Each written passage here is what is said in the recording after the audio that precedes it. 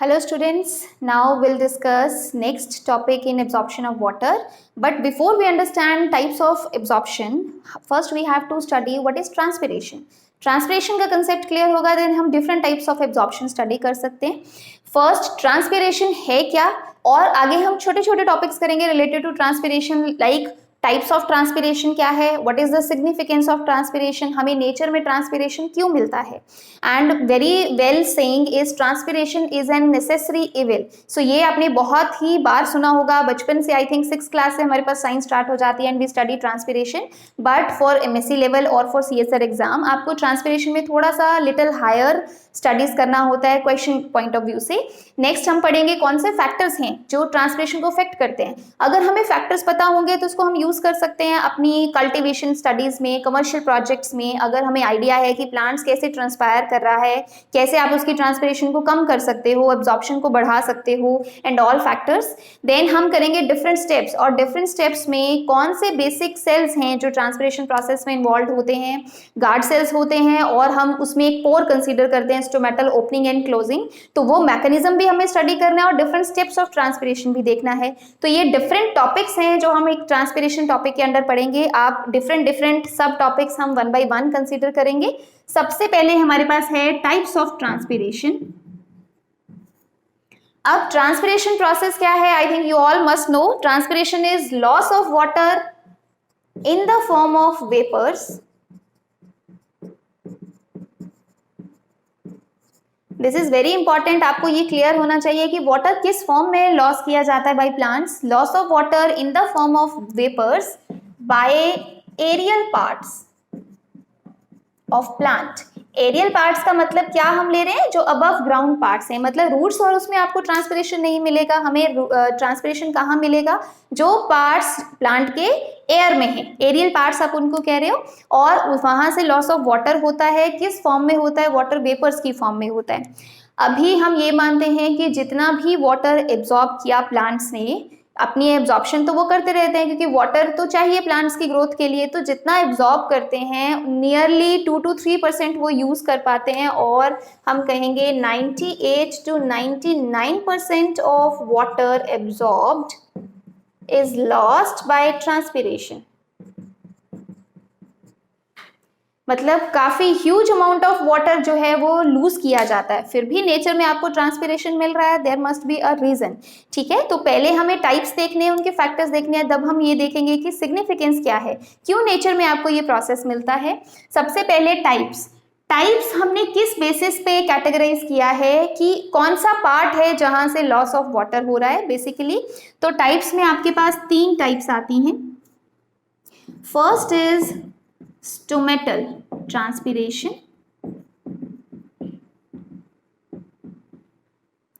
then second is cuticular transpiration, and third is lenticular transpiration.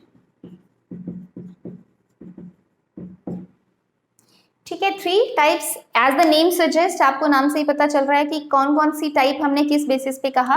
Stomatal transpiration का मतलब है loss of water by stomata. And what is stomata? Stomata is simply a pore created by opening of guard cells. जब guard cells कहाँ present होते हैं, leaves में है. Leaves के अगर ये लीफ है तो अपर सरफेस पे भी हो सकते हैं, लोअर एपिडर्मिस में भी, अपर एपिडर्मिस में भी. समटाइम्स जो स्टोमेटा होते हैं वो किसी एक तरफ ज्यादा प्रेजेंट होते हैं, मोस्टली लोअर साइड पे प्रेजेंट होते हैं. बट कुछ प्लांट्स में आपको दोनों तरफ मिलेंगे. ठीक है, कुछ केसेस में आपको अपर साइड ज्यादा मिलते हैं, लाइक एक्वेटिक प्लांट्स में जिनके लीव्स फ्लोट कर रहे होते हैं तो स्टोमेटा अपर तरफ को होते हैं. ठीक है, तो जो स्टोमेटा है या गार्ड सेल्स जो हैं वो आपको लोअर एपिडर्मिस, अपर एपिडर्मिस दोनों जगह मिलेंगे. और थ्रू स्टोमेटा अगर लॉस ऑफ वाटर होता है तो हम कहते हैं loss of water in the form of water vapours, तो हम उसे कह रहे हैं stomatal transpiration. And you can say nearly 90% transpiration जो होता है वो इसी वजह से होता है, थ्रू गार्ड सेल्स ही होता है. 90% मतलब मेजर मोड ऑफ ट्रांसपिरेशन और loss of water is through stomata. Then cuticular transpiration क्या होता है? स्टोमेटा हम नेक्स्ट भी डिस्कस करेंगे। अगर ये लीफ है तो लीफ के एपिडर्मिस में हम इस तरह से शो करते हैं, गार्ड सेल्स प्रेजेंट हैं। यहाँ मैंने किडनी शेप गार्ड सेल्स बनाए हैं, बट अदरवाइज प्लांट्स में आपको डिफरेंट टाइप ऑफ स्टोमेटा मिल सकते हैं। डिफरेंट टाइप्स मीन्स वो डम्बेल शेप भी हो सकते हैं, अब कई बार वो वेल डिफरेंशिएटेड होते हैं, समटाइम्स वो डिफरेंशिएटेड नहीं होते हैं, ठीक है। समटाइम्स सनकन स्टोमेटा भी प्रेजेंट होते हैं, that will discuss later on. But अभी थ्रू स्टोमेटा अगर हो रहा है transpiration, that means that is stomatal transpiration and that is the major mode. Okay, next is cuticular. Cuticle क्या होता है? जो एरियल पार्ट्स होते हैं जनरली उसके ऊपर एपिडर्मिस के ऊपर एक wax like thin layer present होती है, ठीक है। हम इस तरह से बनाते हैं वो वैक्स लाइक थिन लेयर जो एरियल पार्ट्स में प्रेजेंट है, that is known as cuticle. Cuticle is made up of cutin, और क्यूटिकल में भी डिफरेंट कॉन्सेंट्रेशन हो सकता है, वैक्स का डिपोजिशन अलग अलग लेवल की होती है। थ्रू क्यूटिकल भी कई बार डायरेक्ट लॉस ऑफ वाटर हो जाता है। अगर तो वैक्सी लेयर बहुत थिक है तो लॉस ऑफ वाटर नहीं होता ज्यादा, लेकिन अगर वैक्स थिन है तो लॉस डायरेक्टली हो सकता है। मतलब वहां किसी पोर क्रिएट करने की जरूरत नहीं थी, डायरेक्टली वहां से लॉस ऑफ वाटर हो सकता है एरियल पार्ट से, उसको हम कहते हैं cuticular transpiration, means loss by cuticle, and this is nearly 9 to 10%. so second major mode हम मान सकते हैं क्यूटिकुलर ट्रांसपिरेशन को। देन थर्ड हमारे पास आता है lenticular transpiration, and it is considered very rare, क्योंकि ये हमें नियरली 0.1 to 1% मिलेगा, ठीक है। ये हमें इतना परसेंटेज मिलता है और ये बहुत ही कम होता है, क्योंकि लेंटिकुलर ट्रांसपिरेशन का मतलब है by lenticels. What are lenticels? Lenticels usually present होते हैं वुडी टिश्यू में। जैसे कोई बहुत बड़ा ट्री है, उसके वुडी टिश्यू में यहाँ आपको लूज सेल्स मिलेंगे, ठीक है। So these loose cells help in gaseous exchange,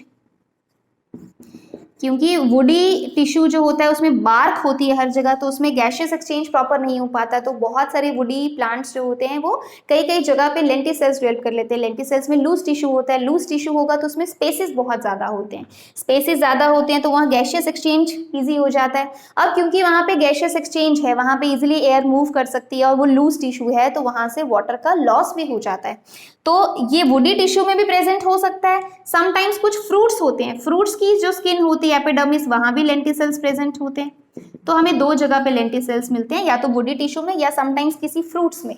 तो लेंटिसेल्स के थ्रू अगर लॉस ऑफ वाटर होता है तो उसे हम कहेंगे लेंटिकुलर ट्रांसपिरेशन। और क्योंकि ये बहुत ही कम प्लांट्स में प्रेजेंट है, बहुत ही कम फ्रूट्स हैं जिसमें लेंटिसेल्स होगा, वुडी ट्रीज कंपैरेटिवली कम, छोटा सेक्शन हुआ आपके पास, ठीक है। एंजियोस्पर्म, जिम्नोस्पर्म डिफरेंट टाइप है, तो जिसमें वो प्रॉपर वुडी बनेगा वहां लेंटिसेल्स डेवलप होंगे। सभी प्लांट्स में लेंटिसेल्स नहीं मिलेंगे, तो कंपैरेटिवली इसके थ्रू आपको रेयर मिलेगा ट्रांसपिरेशन, सबसे ज्यादा स्टोमेटल, उसके बाद क्यूटिकुलर।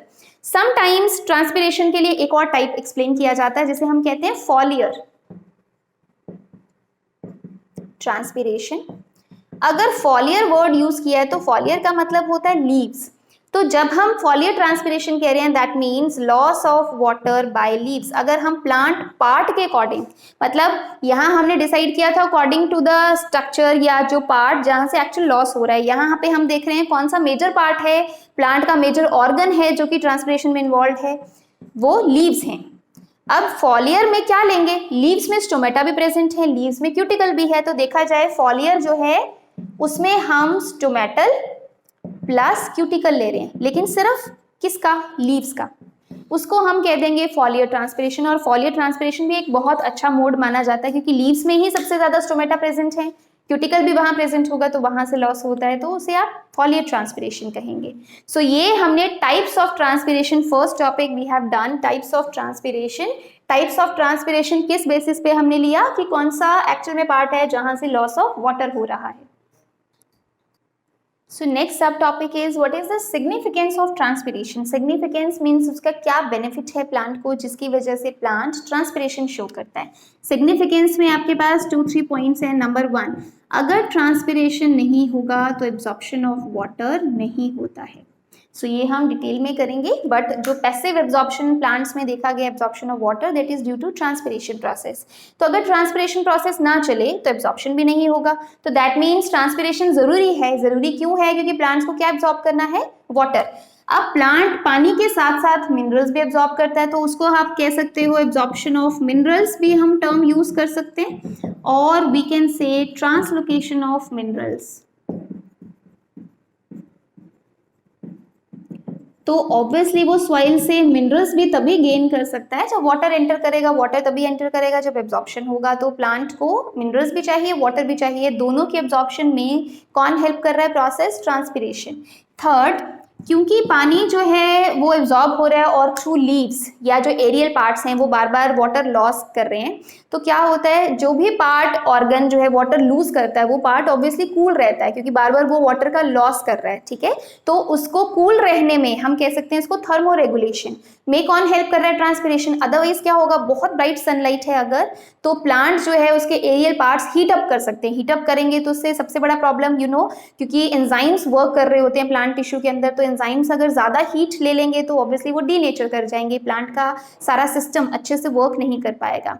तो to maintain a particular temperature जिसकी वजह से एंजाइम्स की एक्टिविटी अच्छी रहे, एक एम्बिएंट टेम्परेचर मेंटेन करने के लिए उसको थर्मो रेगुलेशन करना होता है। Thermo means temperature, regulation means regulate करना, कि उसको बहुत ज्यादा भी नहीं बढ़ने देना है, बहुत कम भी नहीं होने देना है। तो थर्मो रेगुलेशन में कौन हेल्प कर रहा है? ट्रांसपिरेशन। थर्मो रेगुलेशन, और यू कैन से maintenance of ambient temperature in aerial parts। अगर ट्रांसपिरेशन होता रहेगा, लॉस ऑफ वाटर होता रहेगा, तो उसमें एक प्रॉपर टेम्परेचर मेंटेन रहेगा और उसकी वजह से वो जो लीव्स हैं या बाकी स्टेम बाकी पोर्शन है वो हीट अप नहीं होगा। तो इसलिए थर्मो रेगुलेशन बहुत इंपॉर्टेंट है। तो ये 3 इंपॉर्टेंट पॉइंट्स हैं जिसकी वजह से transpiration is very very necessary for the plant. But significance के साथ हम एक चीज और कहेंगे, very important saying, I already told you, transpiration जो होता है it is considered as necessary evil. Necessary है वो तो हमने देख लिया सिग्निफिकेंस में, लेकिन वो इविल क्यों है? नेसेसरी है, अगर वो नहीं होगा तो एब्जॉर्प्शन नहीं हो सकता, बट इविल हम क्यों मान रहे हैं? क्योंकि कुछ ड्रॉबैक्स भी हैं ट्रांसपिरेशन प्रोसेस की। आपको पता है जितना वो वाटर गेन कर रहा था, एब्जॉर्ब कर रहा था प्लांट, उसका काफी मेजर अमाउंट 98 to 99% जो वाटर था वो लूज कर दिया प्लांट ने बाय ट्रांसपिरेशन। तो हम ये कह सकते हैं एक्सेसिव लॉस ऑफ वाटर हो जाता है समटाइम्स ट्रांसपिरेशन की वजह से। मोस्ट ऑफ द टाइम हम ये मान रहे हैं कि मैक्सिमम अमाउंट ऑफ वाटर जो है वो लूज कर रहा है, पर कई बार ऐसा भी हो जाता है ट्रांसपिरेशन इतना बढ़ जाता है कि प्लांट अपनी यूज के लिए वाटर नहीं ले पाता, और जितना वो लेता है वो सारा का सारा ट्रांसपिरेशन में चला जाता है। तो हम तब कह रहे हैं कि एक्सेसिव लॉस ऑफ वाटर भी हो सकता है। नंबर 2, जैसे आपने प्लांट सुने होंगे डेसिडुअस ट्रीज या डेसिडुअस प्लांट्स। हम किन्हें कहते हैं? डेसिडुअस का मतलब होता है which shed their leaves in a particular season, और मोस्टली ऑटम सीजन होता है क्योंकि ऑटम सीजन में वाटर की डेफिशिएंसी होती है। तो डेसिडुअस ट्रीज जो होते हैं वो एब्सिशन शो करते हैं। Abscission is leaf falling. Seasonal हम कह सकते हैं इसको, सीजनल क्योंकि वो ऑटम सीजन में शो करते हैं। तो ट्रीज या प्लांट्स को ऐसा क्यों करना पड़ता है? क्योंकि अदरवाइज लीव्स इतना ज्यादा ट्रांसपिरेशन करते हैं और पानी सॉइल के अंदर नहीं होता तो जो प्लांट है उसको हार्म हो जाएगा, इसलिए वो लीव्स या ऐसे पोर्शंस को शेड कर देते हैं जहां से ट्रांसपिरेशन का लॉस बहुत ज्यादा है। तो जस्ट टू कंजर्व वाटर, तो ये डेसिडुअस ट्रीज को शो करना पड़ता है टू रिड्यूस ट्रांसपिरेशन लेवल्स, ठीक है। और थर्ड हम ले सकते हैं जितनी भी अडेप्टेशन हम पढ़ते हैं प्लांट्स में जहां वाटर डेफिशिएंसी होती है, ऐसे प्लांट्स को जो वाटर डेफिशिएंसी कंडीशंस में ग्रो कर सकते हैं उन्हें हम जीरोफाइट्स कहते हैं, जो प्रॉपर्ली अडेप्टेड होते हैं to the environment where water amount is very very less in the soil. तो जीरोफाइट्स को बहुत सारी अडेप्टेशन शो करनी पड़ती हैं। समटाइम्स उनको लीव्स की जगह स्पाइन्स बनाने पड़ते हैं। सनकन स्टोमेटा, सनकन मीन्स जो टिश्यू के काफी अंदर की तरफ को प्रेजेंट होते हैं, स्टोमेटा प्रेजेंट होते हैं, उनको हेयरी स्ट्रक्चर्स बनाने पड़ते हैं। हेयर होते हैं लीव्स के ऊपर कई बार, just to prevent water loss, की वहां से हीट वो कम गेन करेंगे। बहुत सारी अडेप्टेशंस हैं जो जीरोफाइट्स को शो करनी पड़ती हैं, और हर अडेप्टेशन के लिए उसको एक extra amount of energy spend करना पड़ता है। दैट मीन्स जीरोफाइट्स बहुत सारा amount of energy in adaptations में क्यों शो कर रहे हैं? Just to reduce transpiration level, कि उनका जो वाटर जितना उन्होंने गेन किया वो एक्सेसिव लॉस ना हो जाए। तो इसका मतलब बहुत सारी कंडीशंस में ट्रांसपिरेशन जो है वो इविल भी है, मतलब उसके बहुत सारे ड्रॉबैक्स भी हैं, बट कोई भी प्लांट ट्रांसपिरेशन को अवॉइड नहीं कर सकता, इसीलिए हम इसको नेसेसरी इविल कहते हैं कि ये इविल तो है लेकिन बहुत जरूरी है, क्योंकि इसके बिना एब्जॉर्प्शन ही नहीं होगा। So absorption of water, minerals और थर्मो रेगुलेशन सबसे इंपॉर्टेंट सिग्निफिकेंस है ट्रांसपिरेशन का। So this is all about significance. We have done second sub topic of transpiration. Next topic is factors affecting rate of transpiration. कौन कौन से factors हैं जो transpiration को अफेक्ट करते हैं? सबसे पहले हम लेते हैं रिलेटिव ह्यूमिडिटी, या समटाइम्स हम इसे एटमॉस्फेरिक ह्यूमिडिटी भी कहते हैं।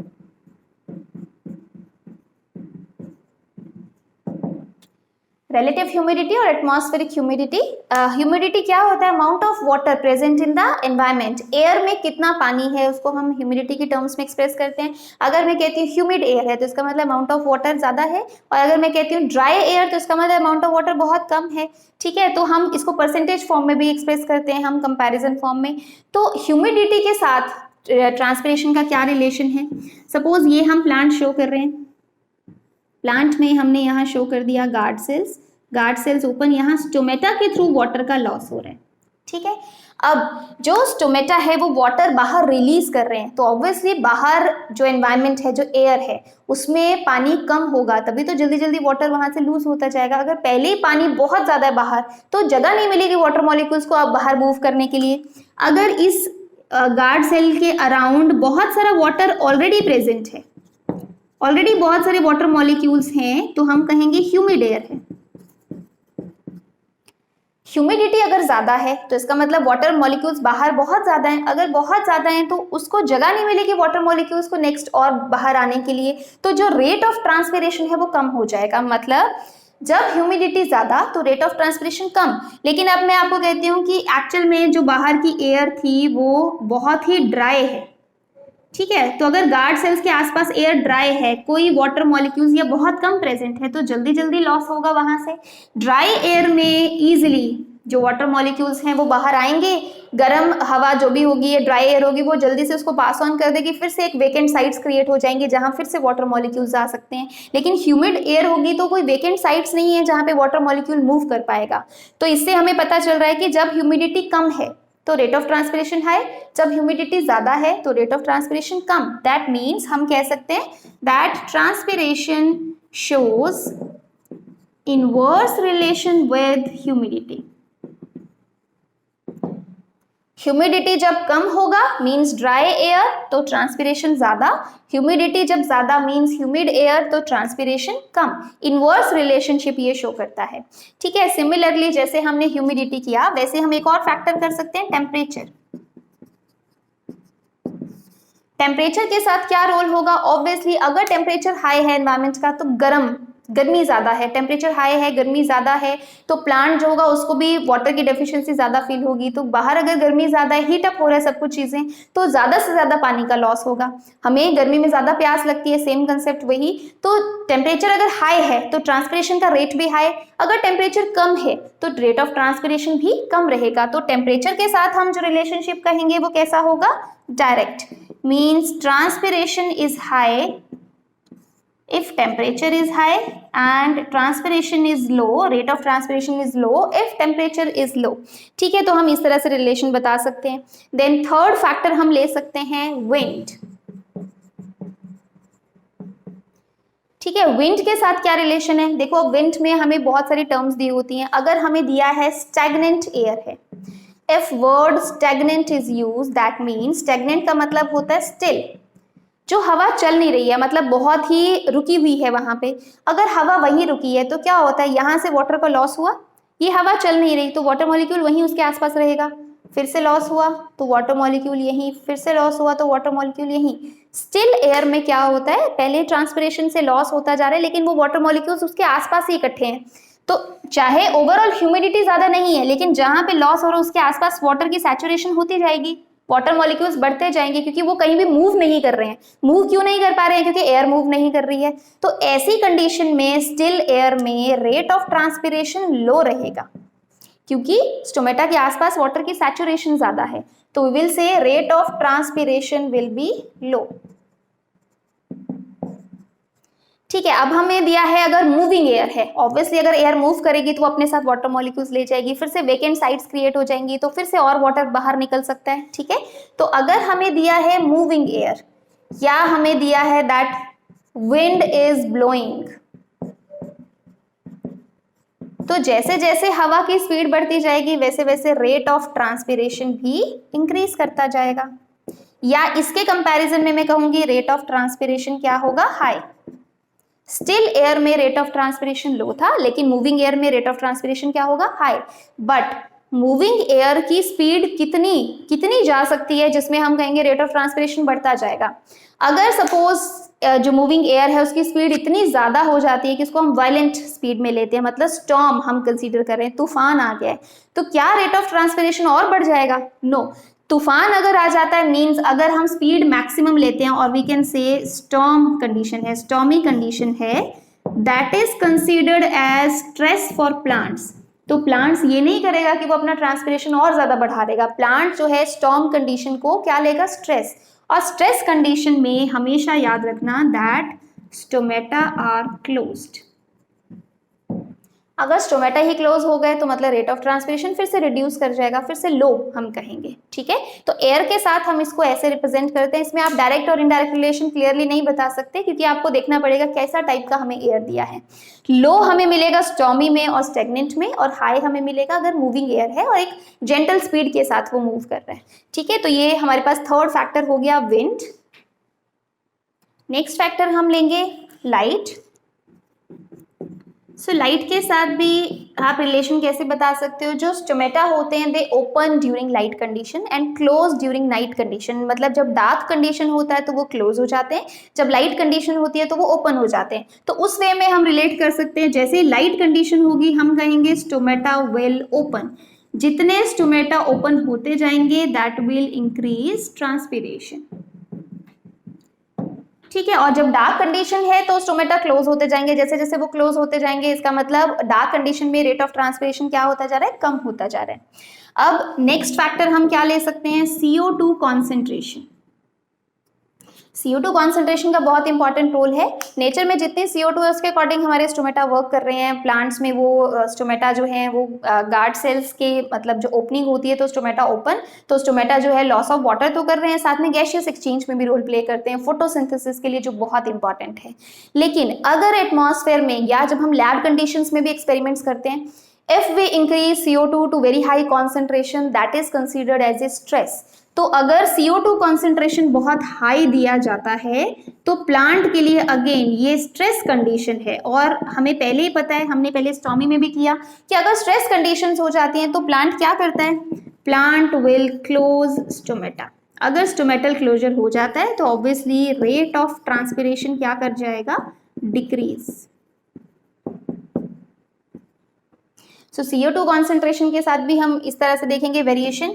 नेक्स्ट एक इंपॉर्टेंट फैक्टर आप ले सकते हो availability of soil water.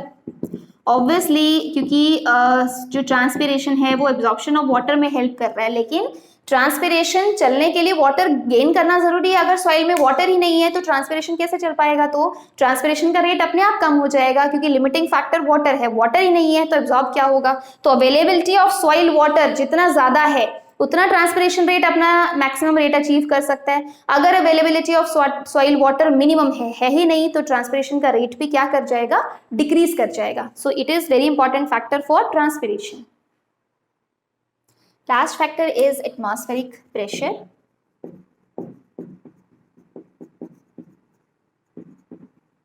So atmospheric pressure का अगर हम ट्रांसपिरेशन के साथ रिलेशन देखें तो इनवर्स रिलेशन होता है।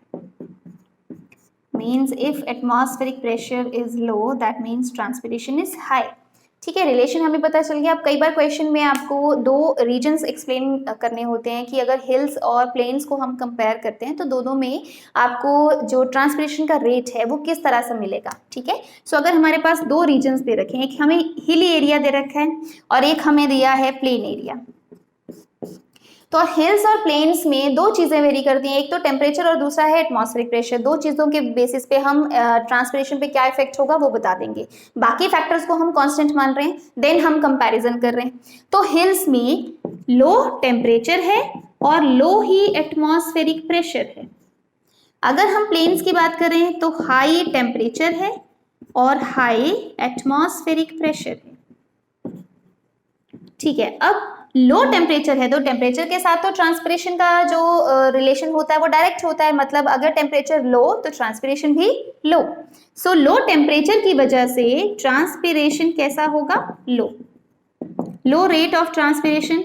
लो एटमॉस्फेरिक प्रेशर, लेकिन रिलेशन इनवर्स है, तो अगर एटमॉस्फेरिक प्रेशर लो है तो ट्रांसपिरेशन कैसा होगा, हाई। तो दैट मीन्स यहाँ पे हम लिखेंगे हाई ट्रांसपिरेशन। अब प्लेन्स में high temperature, high rate of transpiration and high atmospheric pressure, inverse relation है तो लो ट्रांसपिरेशन। तो अगर सिर्फ इन दो फैक्टर्स को हम काउंट करें तो क्योंकि एक फैक्टर की वजह से वो लो और एक फैक्टर की वजह से हाई, तो हम ओवरऑल जो इफेक्ट मानते हैं इन दोनों फैक्टर्स का निग्लिजिबल या निल वर्ड हम यूज कर सकते हैं कि ट्रांसपिरेशन पे इन दोनों फैक्टर्स का ज्यादा इफेक्ट नहीं होगा। बट हाँ, ये डिपेंड करता है, ऐसा भी हो सकता है कि टेम्परेचर जो है वो बहुत ज्यादा लो हो, कंपैरेटिवली एटमॉस्फेरिक प्रेशर उतना लो ना हो, तो उस वजह से आपको थोड़ा बहुत वेरिएशन मिल सकता है। बट अदरवाइज हम ये मान रहे हैं कि एक फैक्टर का जो इफेक्ट है वो दूसरे के इफेक्ट को कैंसिल आउट कर रहा है, एक अगर इंक्रीज कर रहा है तो दूसरा उसको उतना डिक्रीज कर रहा है, तो ओवरऑल इन दोनों फैक्टर्स का इफेक्ट निग्लिजिबल और निल। तो हम इन दोनों केसेस में जो कंपैरिजन करेंगे वो किसी और फैक्टर के बेसिस पे करेंगे। So these are all factors affecting rate of transpiration. Transpiration पे कौन कौन से फैक्टर्स का इफेक्ट पड़ता है। अब इसी कंसेप्ट को, जो फैक्टर्स हैं, मैंने पहले भी बताया, हम इसको यूज कर सकते हैं कल्टीवेशन स्टडीज में या कमर्शियल प्रोजेक्ट्स में। तो जनरली हम ये चाहते हैं कि प्लांट जो है अगर एक्सेसिव लॉस ना करे, तो हम ट्रांसपिरेशन को स्टॉप तो नहीं कर सकते, स्टॉप करेंगे तो एब्जॉर्प्शन भी स्टॉप हो जाएगा, बट हम प्लांट की ग्रोथ के लिए ट्रांसपिरेशन के लेवल को कम जरूर कर सकते हैं। तो अगर हमें ट्रांसपिरेशन के लेवल को कम करना होता है तो कमर्शियली अगर कोई भी ब्रीडर है वो कोई क्रॉप ग्रो करना चाहता है और उसमें वो चाहता है कि ट्रांसपिरेशन का रेट कम रहे, तो हम कुछ सब्सटेंसेस यूज करते हैं जिन्हें हम कहेंगे antitranspirants. Very important term, anti transparent simply क्या है, the substances that decrease rate of transpiration. ऐसे सब्सटेंसेस कुछ भी हम यूज कर सकते हैं, कोई केमिकल्स हो सकते हैं, प्लास्टिक्स हो सकते हैं, oils, anything that will decrease the rate of transpiration. Anti transparents में हम क्या एग्जांपल ले सकते हैं, लाइक हम प्लास्टिक्स यूज कर सकते हैं, सिलिकॉन ऑयल्स यूज कर सकते हैं, लो विस्कोसिटी वैक्सेस यूज कर सकते हैं जो हम जनरली लीफ सर्फेसेस पे अप्लाई कर देते हैं, क्योंकि हम मानते हैं स्टोमेटल ट्रांसपिरेशन मेजर मोड होता है। तो जनरली हम ये प्लास्टिक, आपने देखा होगा ग्रीन हाउस में जब कई बार प्लांट्स ग्रो किए होते हैं तो उसमें प्लास्टिक से उसको कवर कर देते हैं और उसमें एक दो होल्स कर दिए जाते हैं कि गैशियस एक्सचेंज होता रहे। लेकिन प्लास्टिक कवर करने से क्या होता है कि जो प्लांट्स होंगे उनकी स्टोमेटा लीव्स से जो लॉस होगा वाटर का वो लो हो रहा है, लेकिन प्लास्टिक की वजह से वो बहुत दूर नहीं जाएगा, हवा उसको लेके नहीं जा पाएगी। तो एक तरह से हम एक आर्टिफिशियल एनवायरनमेंट क्रिएट कर रहे हैं कि ह्यूमिड एयर है बाहर, ह्यूमिड एयर होगा तो रेट ऑफ ट्रांसपिरेशन कम हो जाएगा। मतलब अगर ये लीफ था प्लांट का और हमने उसके अराउंड ऐसे प्लास्टिक अरेंज कर दिया, यहाँ आप एक दो होल कर देते हो कि ठीक है गैशियस एक्सचेंज होता रहे, लेकिन यहाँ से हवा इतनी क्रॉस नहीं कर पाती, इतना वेंटिलेशन नहीं होता कि जितने वाटर मॉलिक्यूल्स यहाँ लॉस की वजह से इकट्ठे हुए हैं उनको सबको अपने साथ ले जाए। तो एक तरह से हमने क्या कर दिया, यहाँ पे ह्यूमिड एनवायरनमेंट क्रिएट कर दिया। ह्यूमिडिटी हाई रहेगी तो रेट ऑफ ट्रांसपिरेशन अपने आप क्या हो जाएगा, कम हो जाएगा। ठीक है, प्लास्टिक या ऑयल्स या वैक्सेस हम स्प्रे कर देते हैं सरफेस पे, तो इनके थ्रू गैसेस तो मूव कर सकती हैं पर पानी मूव नहीं करता है, तो ट्रांसपिरेशन का रेट क्या होता है, कम हो जाता है। देन हम हार्मोन्स यूज कर सकते हैं। Very important hormone abscisic acid होता है, जो स्टोमेटल क्लोजर करता है, ABA हम शॉर्ट फॉर्म में उसे कहते हैं, वो यूज़ किया जा सकता है। कुछ केमिकल्स यूज़ किए जा सकते हैं like PMA is phenyl mercuric acetate, ये स्प्रे कर दिया जाता है प्लांट पे, तो इससे भी रेट ऑफ ट्रांसपिरेशन जो है वो कम हो जाता है। और अगर हमारे पास कोई क्लोज्ड एनवायरनमेंट है जहां हम प्लांट्स ग्रो कर रहे हैं, लाइक ग्रीन हाउसेज हैं या बड़े बड़े कंटेनर्स हैं जिसमें हमने प्लांट्स को ग्रो कर रहे हैं, तो वहां हम CO2 की कॉन्सेंट्रेशन को भी चेंज कर सकते हैं। ओपन एनवायरनमेंट में तो पॉसिबल नहीं है, लेकिन क्लोज्ड एनवायरनमेंट्स में हम क्या कर सकते हैं, CO2 कॉन्सेंट्रेशन इंक्रीज कर सकते हैं। बहुत ज़्यादा इंक्रीज कर दिया तो हमने कहा था स्टोमेटल क्लोजर हो जाता है, तो हमें एक ये थोड़ा सा ऑप्टिमाइज करना पड़ता है कि कितनी इंक्रीज करें सो दैट पार्शियल क्लोजर हो। पार्शियल क्लोजर होने से क्या होगा कि वो कंप्लीटली क्लोज नहीं होंगे तो एब्जॉर्प्शन पूरी तरह से रुकेगा नहीं, लेकिन कंपैरेटिवली रेट ऑफ ट्रांसपिरेशन क्या हो जाएगा, कम हो जाएगा। तो ये बहुत सारे आपके पास डिफरेंट पॉइंट्स हैं जो एंटी ट्रांसपेरेंट्स एक्ट कर रहे हैं।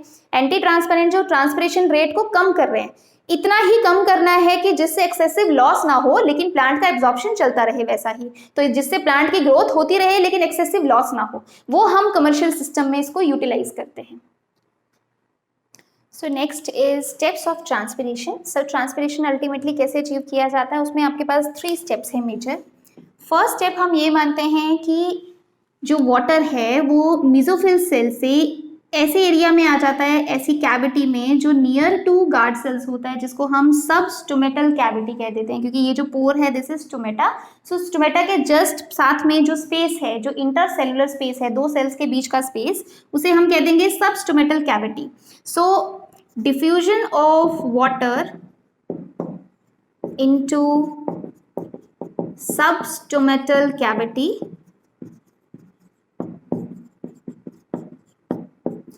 through the mesophyll cells.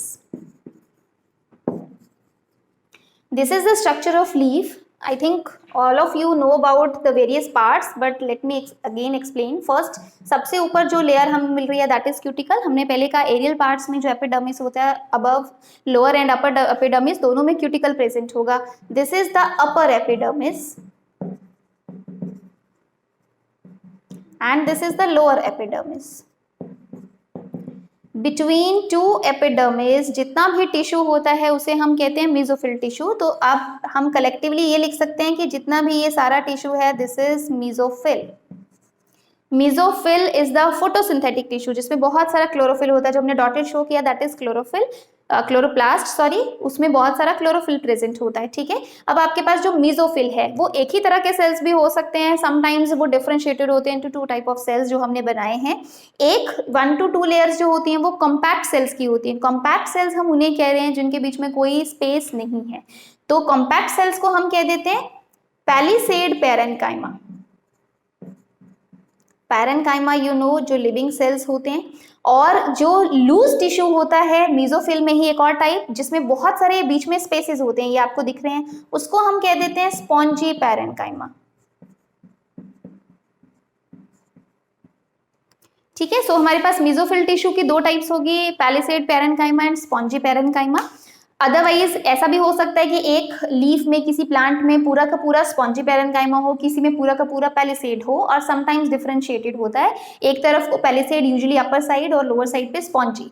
तो अब जो वाटर है वो पहली बात लीफ में कहाँ से आएगा, पानी वाटर जो है वो गेन किया प्लांट ने अगर, तो वो मूव करता है थ्रू टिश्यू और अल्टीमेटली लीफ सेल्स में पहुंचता है। तो आपने देखा होगा लीफ को अगर हम देखें तो उसमें बहुत सारी वेन्स होती हैं इन जनरल, आई थिंक ये तो सबने ही बचपन में देखा है कि लीफ का स्ट्रक्चर अगर हम देखें तो उसमें आपको बहुत सारी वेन्स नजर आती हैं। कई बार एक मेन वेन होती है और उससे बहुत सारी वेन्स अराइज करती हैं।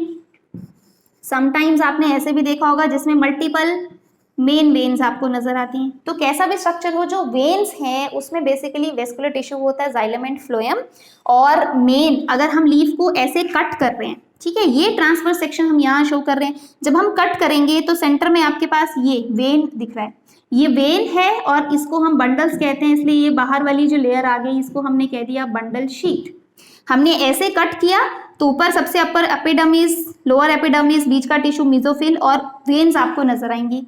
जितनी कट सेक्शन में वेन्स होंगी उतने आपको ये सर्कल नजर आएंगे। ठीक है, अब इसमें है क्या, ये बंडल के अराउंड जो शीट है उसको बंडल शीट कह दिया, और उसमें क्या प्रेजेंट है, दिस रिप्रेजेंट्स जाइलम, जो आपने डबल लेयर्ड सेल्स बनाए हैं, और जो बाकी ये टिश्यू बनाया है this represents phloem. Vascular tissue दोनों प्रेजेंट होंगे। तो पानी कहाँ से आएगा? बेसिकली जाइलम टिश्यू से। अब सपोज वाटर आ गया जाइलम टिश्यू से, तो जाइलम सेल्स में भी गया, नियर बाय फ्लोएम सेल्स में भी गया, यहाँ से बंडल शीथ में गया, बंडल शीथ से और नियर बाय मेसोफिल सेल्स में, सभी सेल्स में वाटर आगे मूव करता जाएगा।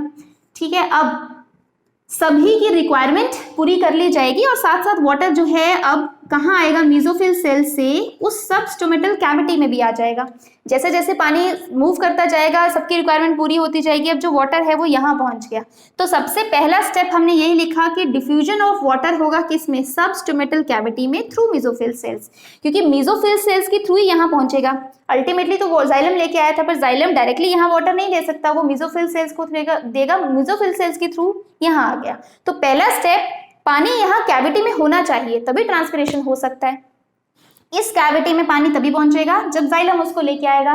जाइलम तभी ला सकता है जब एब्जॉर्प्शन ऑफ वाटर होगा। ठीक है, तो पहला स्टेप ये हो गया। अब सेकंड स्टेप, पानी कैविटी में आ गया, लेकिन अगर गार्ड सेल्स क्लोज्ड है तो पोर नहीं बनेगा, पोर नहीं बनेगा तो पानी बाहर नहीं जा सकता। तो सेकंड स्टेप क्या है हमारे लिए इंपॉर्टेंट, कि जब डिफ्यूजन कैविटी में हो गया तो second step means the stomata should be open. Stomatal opening and closing के बहुत सारी थ्योरीज हैं जो हम अभी बाद में डिस्कस करेंगे। अभी पहले स्टेप्स करते हैं, जिसमें फर्स्ट हमने कहा सब स्टोमेटल कैविटी में वाटर आएगा। सेकंड हमने कहा the stomata should be open. Open मतलब गार्ड सेल्स में ये पोर क्रिएट होना चाहिए। अगर स्टोमेटा ओपन है then through this sub stomatal cavity water will move into this pore. Second step में पोर ओपन है और उसमें वाटर आ गया, तो थर्ड स्टेप तो सिंपल है, यहाँ के बाद वो डायरेक्टली लॉस हो जाता है इनटू द एयर। ठीक है, थर्ड स्टेप में हम सिंपली लिख सकते हैं direct diffusion of water, diffusion भी लिख सकते हो, लॉस भी लिख सकते हो of water into air. So substomatal cavity में भी वाटर आ जाएगा, डायरेक्ट लॉस भी हो जाएगा। जो एक कंट्रोलिंग प्रोसेस है कि ट्रांसपिरेशन को रोकना है या होने देना है, वो एक्चुअल में स्टोमेटा है। अगर स्टोमेटा ओपन है तभी वाटर बाहर जा सकता है, अगर स्टोमेटा क्लोज है तो चाहे वो सबस्टोमेटल कैविटी में प्रेजेंट है लेकिन फिर भी ट्रांसपिरेशन नहीं होगा, लॉस ऑफ वाटर नहीं हो पाएगा। अल्टीमेटली जब वाटर हवा में आ जाएगा तभी हम लॉस कहेंगे कंप्लीट। तो स्टोमेटल ओपनिंग एंड क्लोजिंग सबसे कंट्रोलिंग फैक्टर है कि ट्रांसपिरेशन को कम करना है या ज्यादा करना है, या ट्रांसपिरेशन होगा या नहीं होगा। तो ये तीन स्टेप्स तो हमारे लिए इंपॉर्टेंट है। सबसे इंपॉर्टेंट अब हमने स्टडी करना है कि स्टोमेटा ओपन या क्लोज कैसे किए जाते हैं। So next will study opening and closing of stomata. सबसे पहले हमें ये अंडरस्टैंड करना है कि कब स्टोमेटा ओपन कहेंगे, कब स्टोमेटा क्लोज। तो अगर तो गार्ड सेल्स, ठीक है, गार्ड सेल्स के थ्रू ये पोर क्रिएट होता है। अगर गार्ड सेल्स हमने बनाए फ्लैसिड, अब हमें पता है गार्ड सेल्स फ्लैसिड का मतलब क्या है, दे हैव नो वाटर और very less amount of water. Turgor pressure you can से वेरी लो या ऑलमोस्ट हम कह सकते हैं जीरो है। ठीक है, अब अगर गार्ड सेल्स जो हैं वो फ्लैसिड हैं तो हम कहेंगे, यहाँ पे आपको कोई पोर नहीं नजर आ रहा, बंद है ये सारा। ठीक है, अगर गार्ड सेल्स फ्लैसिड हैं हमने लिख दिया, तो यहां हम लिखेंगे स्टोमेटा क्लोज। स्टोमेटा अगर क्लोज हैं तो ऑब्वियसली ट्रांसपिरेशन नहीं होगा। अगर गार्ड सेल्स हमने बनाए टर्जिड,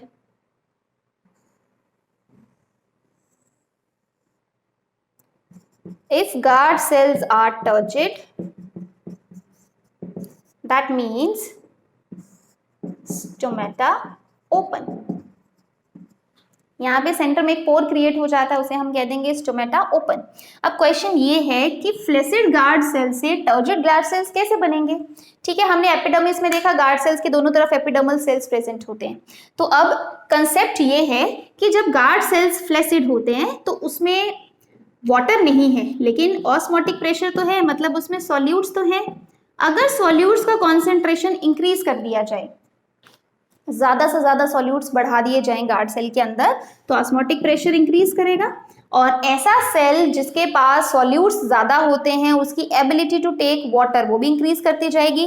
तो ऑस्मोटिक प्रेशर अगर इंक्रीज कर रहा है, मैं नियर बाय सेल यहाँ बना रही हूँ एपिडर्मिस का, यहाँ हम शो कर रहे हैं कि ऑस्मोटिक प्रेशर इंक्रीज कर रहा है, तो ऑब्वियसली उसका डीपीडी भी क्या करेगा, इंक्रीज। अगर हाई डीपीडी है तो डेफिशिएंसी ज्यादा है, डेफिशिएंसी ज्यादा है then it can gain water, तो वो क्या करता है नियर बाय सेल से वाटर ले लेता है। ठीक है, आप दोनों तरफ ऐसे बना सकते हो। नियर बाय सेल से अगर वाटर गेन करेगा तो ऑब्वियसली वाटर गेन करने से क्या होगा, धीरे धीरे टर्जिडिटी इंक्रीज करती जाएगी, टर्जिडिटी इंक्रीज करते जाएंगे तो हम सेल्स को कैसा बनाएंगे, टर्जिड। जब वो टर्जिड हो गए तो स्टोमेटल क्या हो गया, ओपनिंग। तो कंसेप्ट यही है, बेसिकली हमें वाटर की एंट्री करवानी है। एक बार वाटर की एंट्री हो गई गार्ड सेल्स में तो वो स्टोमेटा ओपन कर जाएगा, लेकिन वाटर तभी एंटर करेगा जब उस गार्ड सेल में क्या प्रेजेंट हो, सॉल्यूट्स।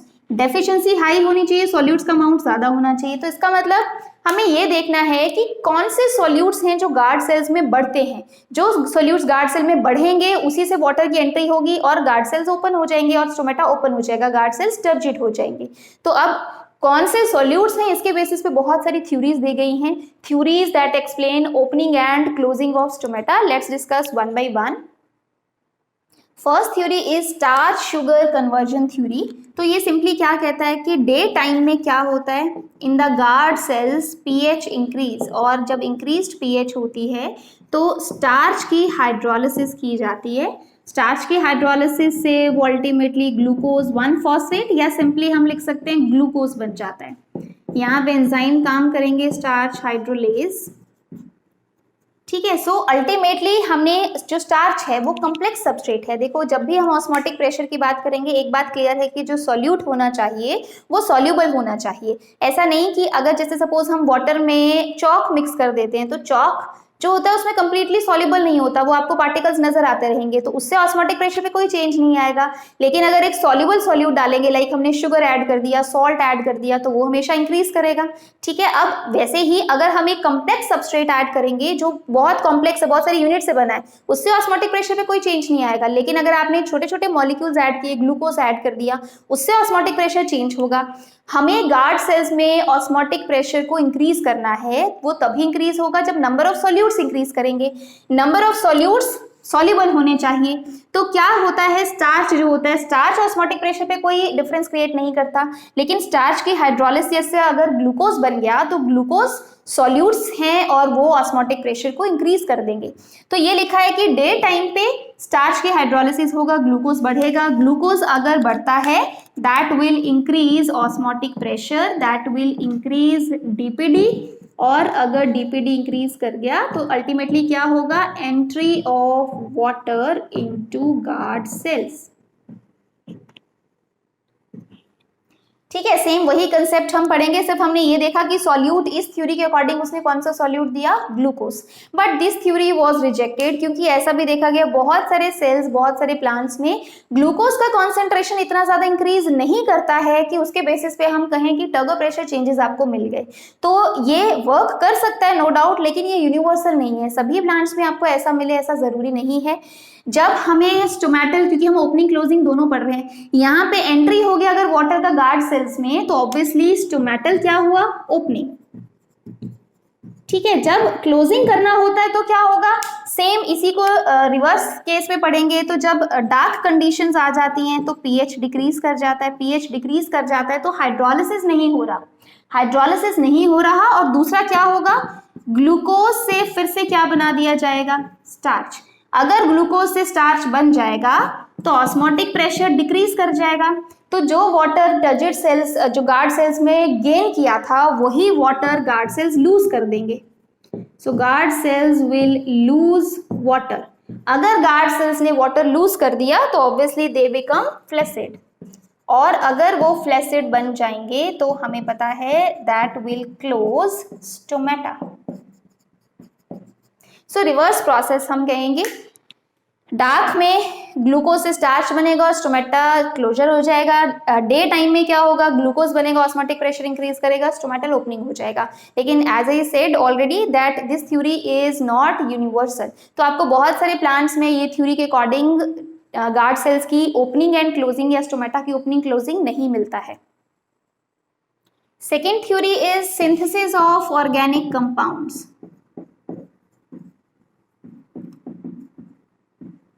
ठीक है, कुछ साइंटिस्ट ने ये प्रपोज किया कि एक्चुअल में डे टाइम में क्या होता है, डे टाइम में आपको पता है कौन सी प्रोसेस चल रही होती है, फोटोसिंथेसिस। तो उनके अकॉर्डिंग CO2 वाटर एंड जो भी रॉ मटेरियल होता है उससे आगे ऑर्गेनिक एसिड्स बना दिए जाते हैं। ऑर्गेनिक एसिड्स में हम डिफरेंट एग्जांपल ले सकते हैं, लाइक आपके पास मैलिक एसिड हो सकता है प्लांट्स में, ऑक्सैलो एसिटिक एसिड हो सकता है, एस्पार्टिक एसिड हो सकता है।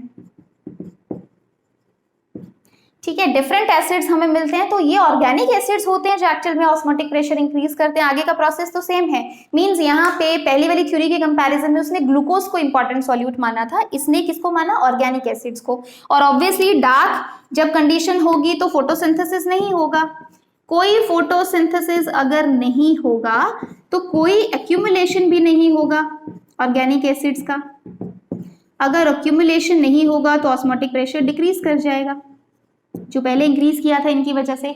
तो आगे के सारे स्टेप्स तो सेम रहेंगे, सिर्फ इसने सॉल्यूट चेंज किया। उसने कहा कि जो मेन सॉल्यूट है जिसकी वजह से ओपनिंग होता है स्टोमेटा का, दैट इज ऑर्गेनिक एसिड्स, और जब वो नहीं बनते हैं तो स्टोमेटल क्लोजर हो जाता है।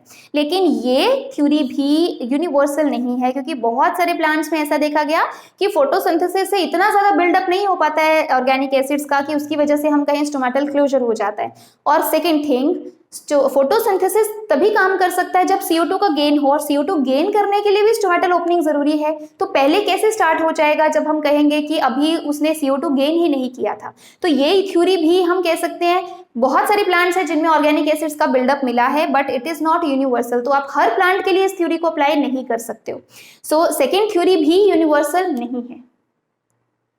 Next theory is ATP driven H positive K positive exchange pump theory. तो ये सिंपली कहता है कि सपोज अगर ये गार्ड सेल्स हम ले रहे हैं जो फ्लैसिड अभी हम कंसीडर कर रहे हैं, तो ये जो गार्ड सेल्स हैं वो नियर बाय एपिडर्मल सेल से ऑब्वियसली वाटर गेन करेंगे, तभी टर्जिड होंगे, तभी स्टोमेटा ओपन होंगे।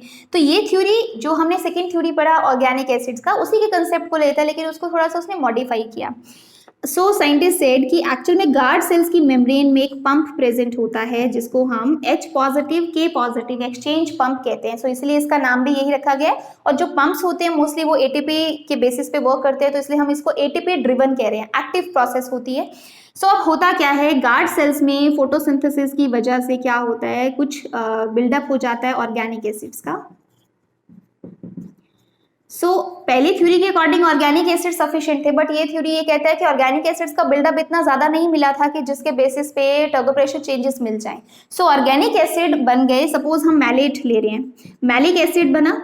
अब यूजुअली क्या होता है, जब मैलिक एसिड बनता है, जो भी एसिड है वो वाटर के प्रेजेंस में टूट जाता है, तो यहाँ पे वो क्या बना देगा, वो एक मैलेट आयन बना देगा, नेगेटिव आयन, और H पॉजिटिव बना देगा। एसिड है क्योंकि COOH है, तो H हमने अलग कर दिया, COO नेगेटिव वाले को हमने मैलेट लिख दिया। ठीक है, इसको आप RCOO नेगेटिव लिख सकते हो।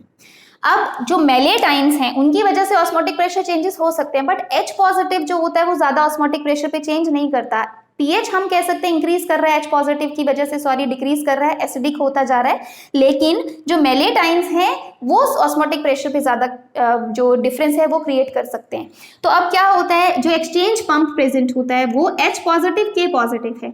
जो ये H पॉजिटिव बनते हैं वो H पॉजिटिव भेज दिए जाते हैं नियर बाय सेल्स में, और वहां से इन रिटर्न K पॉजिटिव का एक्सचेंज हो जाता है, क्योंकि H पॉजिटिव का ज्यादा इफेक्ट नहीं था ऑस्मोटिक प्रेशर पे, पर K पॉजिटिव का होता है। तो इसका मतलब एक तो मैलेट आयन थी ऑलरेडी प्रेजेंट, दूसरा उसने नियर बाय सेल से K पॉजिटिव ले लिया in exchange of H positive. तो हमारे पास अब दो इंपॉर्टेंट आयन्स होगी जो ऑस्मोटिक प्रेशर को इफेक्ट कर सकती हैं। कई बार देखो, अब जो मैलेट बना था, मैलेट तो K पॉजिटिव के साथ बैलेंस हो गया, क्योंकि ये नेगेटिव है ये पॉजिटिव है। ठीक है, आपके पास 2 आयन्स हो गई। कई बार क्या होता है, सेल्स के अंदर ऑलरेडी भी तो H पॉजिटिव प्रेजेंट हो सकते हैं, जरूरी नहीं है कि जो मैलिक एसिड के टूटने से बना वही H पॉजिटिव है। तो समटाइम्स H पॉजिटिव का एक्सचेंज K पॉजिटिव के साथ ज्यादा हो जाता है। तो इसका मतलब आपके पास गार्ड सेल्स में K पॉजिटिव ज्यादा हो गया, जितना मैलिक एसिड का H पॉजिटिव से एक्सचेंज किया था उतने उसने तो बैलेंस कर दिया मैलेट को। पर हो सकता है सेल के अंदर ऑलरेडी H पॉजिटिव हो पहले से प्रेजेंट, और वो H पॉजिटिव भी एक्सचेंज कर लिए, तो आपके पास ज्यादा K पॉजिटिव आ जाता है। इन आयंस को बैलेंस करने के लिए समटाइम्स नियर बाय सेल से एक और आयन गेन कर ली जाती है Cl नेगेटिव। तो आपके पास K पॉजिटिव Cl नेगेटिव बन गया। तो Cl नेगेटिव तभी आएगा जब आपके पास एक्स्ट्रा के पॉजिटिव होंगे, तो इसलिए Cl नेगेटिव को हम जस्ट काउंटर आयन मानते हैं। काउंटर आयन क्या होती है? जो बैलेंस करती है दूसरी आयन को। तो ये जरूरी नहीं है, लेकिन आपके पास ओवरऑल हम कह सकते हैं 3 इंपॉर्टेंट आयन्स हो गई, मैलेट, के पॉजिटिव एंड Cl नेगेटिव। अब ये 3 मिलके ऑब्वियसली इतना इफेक्ट कर सकते हैं कि ऑस्मोटिक प्रेशर चेंज हो जाए। ऑस्मोटिक प्रेशर अगर इंक्रीज करेगा तो नियर बाय सेल से वाटर की एंट्री हो जाएगी। सिर्फ ऑर्गेनिक एसिड अकेला जो है वो रिस्पॉन्सिबल नहीं था, इसीलिए इस थ्योरी ने जस्ट पहले वाली थ्योरी को मॉडिफाई किया है। तो अब हमारे पास हम ये कह सकते हैं कि जब गार्ड सेल्स में बिल्डअप हो जाएगा किसका? के पॉजिटिव का, मैलेट नेगेटिव का और Cl नेगेटिव का, this will increase osmotic pressure. अगर ऑस्मोटिक प्रेशर इंक्रीज तो entry of water into guard cells, और अगर एंट्री ऑफ वाटर होता है इनटू गार्ड सेल्स तो ऑब्वियसली स्टोमेटा क्या करेंगे? ओपन। ठीक है, तो क्वेश्चन आपको ऐसे भी आ सकता है कि जब गार्ड सेल्स टर्जिड हैं या जब स्टोमेटा ओपन हुए तो गार्ड सेल्स में आपको कौन कौन सी आयंस मिलेंगी? ये आयंस प्रेजेंट होना जरूरी है, तभी तो वाटर गेन करेगा। तो आयंस आपको मिलेंगी के पॉजिटिव, मैलेट आयन और Cl नेगेटिव आयन, जो ऑस्मोटिक प्रेशर को इफेक्ट करती हैं। ठीक है, अब सपोज हमें गार्ड सेल्स की क्लोजिंग, स्टोमेटल क्लोजिंग करना है, तो गार्ड सेल्स कैसे होने चाहिए? फ्लैसिड। तो गार्ड सेल्स फ्लैसिड करने के लिए क्या करना पड़ेगा? जो मैलेट था वो यूज कर लिया क्योंकि वो फोटोसिंथेसिस का पार्ट है। ठीक है, जो Cl नेगेटिव है, जो के पॉजिटिव है, या तो उसको रिटर्न कर दिया जाता है या तो उसको भी कहीं और यूज कर लिया जाता है। तो आपके पास आयंस का कॉन्सेंट्रेशन डिक्रीज। अगर आयंस का कॉन्सेंट्रेशन डिक्रीज कर जाएगा तो एंट्री ऑफ वाटर नहीं होगा, और जो वाटर प्रेजेंट था, जो ड्यू टू आयंस आया था, वो वाटर फिर से वापस भेज दिया जाएगा into the nearby cells. अगर लॉस ऑफ वाटर हो गया गार्ड सेल से तो ऑब्वियसली गार्ड सेल्स फिर से क्या हो जाएंगे? फ्लैसिड। फ्लैसिड अगर हो जाते हैं तो that means stomatal closure. So this is the best theory to explain stomatal opening and closing. ये सबसे बेस्ट थ्योरी मानी जाती है और ये यूनिवर्सल माना जाता है कि सभी प्लांट्स में हमने देखा है कि ये 3 आयंस का एक्यूमुलेशन मिला है जब भी गार्ड सेल्स की ओपनिंग हुई है, स्टोमेटल ओपनिंग हुआ है। तो ये थ्योरी को हम अब यूनिवर्सल और बेस्ट थ्योरी मान सकते हैं, that explains opening and closing of stomata. यही वो स्टेप है जो ट्रांसपिरेशन को कंट्रोल कर सकता है। सो this is all about transpiration. अब हम ट्रांसपिरेशन को कंसेप्ट को अप्लाई करेंगे कि एब्जॉर्प्शन ऑफ वाटर में हम देखेंगे कि ट्रांसपिरेशन का कैसे रोल हमें मिलता है। So in the next class we will discuss absorption of water, और उसी में हम टाइप्स ऑफ एब्जॉर्प्शन में कंसिडर करेंगे ट्रांसपिरेशन भी।